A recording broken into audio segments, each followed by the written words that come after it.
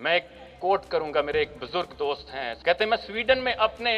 बेटे के घर में बैठा था, पोस्टमैन आया,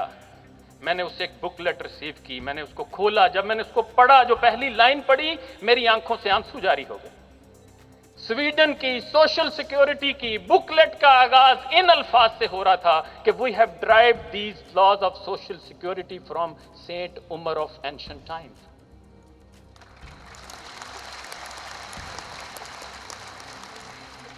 और आज दुनिया हमें कहती है हमसे गुड गवर्नेंस सीखो, हम बताएंगे जमहूरियत कैसे चलेगी, हम बताएंगे कि निजाम हुकूमत कैसे इस्तेहकाम पजीर होगा, तुम्हारी मईशत कैसे इस्टेब्लिश होगी। और मैं सोचा करता हूं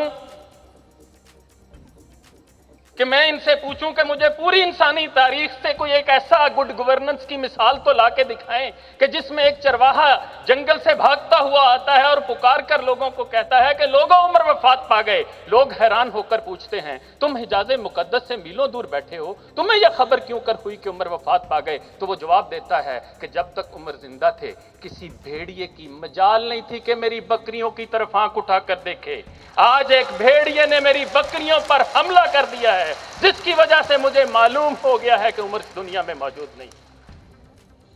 और क्या खूबसूरत तस्वीर कशी उस अजीम शान माजी की इकबाल ने की कि थे हम ही एक तेरे मार काराओं में, खुशकियों में कभी लड़ते कभी दरियाओं में, दिए जाने कभी यूरोप के कलीसाओं में, कभी अफ्रीका के तपते हुए सहराओं में। शान आंखों में न जचती थी जहांदारों की, कलमा पढ़ते थे हम छाओं में तलवारों की, टल न सकते थे अगर जंग में अड़ जाते थे, पांव शेरों के भी मैदान से उखड़ जाते थे, तुझसे सरकश हुआ कोई तो बिगड़ जाते थे। एक क्या चीज है हम तोप से लड़ जाते थे, नक्श तौहीद का हर दिल पे बिठाया हमने, जेरे खंजर भी ये पैगाम सुनाया हमने, और दश्तो दश्त दरिया भी न छोड़े हमने, बहरे जुल्मात में दौड़ा दिए घोड़े हमने।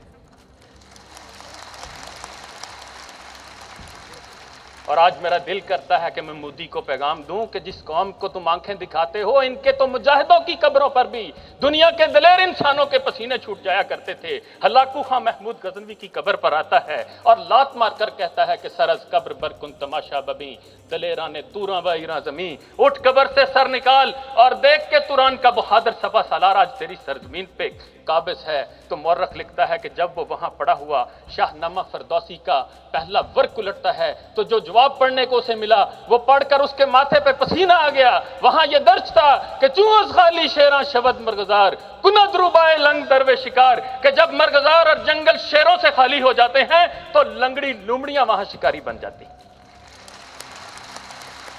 और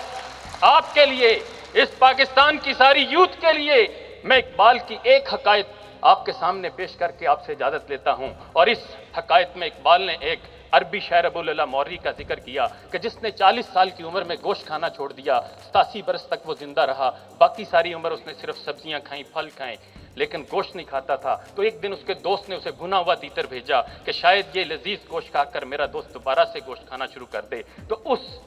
भुने हुए तीतर को सामने पाकर उस शायर और दानिश्वर ने जो बात कही, मेरे आपके लिए, पाकिस्तान के हर नौजवान के लिए, उसमें एक बहुत बड़ा मैसेज है। इस पूरी हकायत को इकबाल ने इस तरह से बयान किया कि कहते हैं कभी गोश्त न खाता था मौर्री, फल फूल पे करता था हमेशा गुजर औकात, एक दोस्त ने भुना हुआ तीतर उसे भेजा, शायद कि ये शातिर इसी तरकीब से हो मात।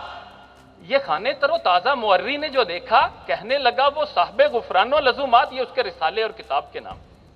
कहने लगा वो साहबे गुफरानो लजूमात, ए मुर्ग के बेचारा जरा ये तो बता तू, तेरा वो गुनाह क्या था ये है जिसकी मकाफात, अफसोस सद अफसोस के शाही ना बना तू, अफसोस सद अफसोस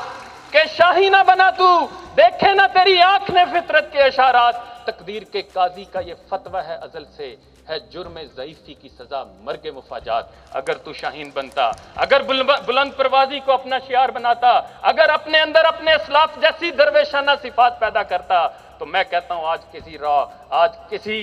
ब्लैक वाटर और आज किसी CIA का तीर तुझे अपना शिकार ना बना पाता।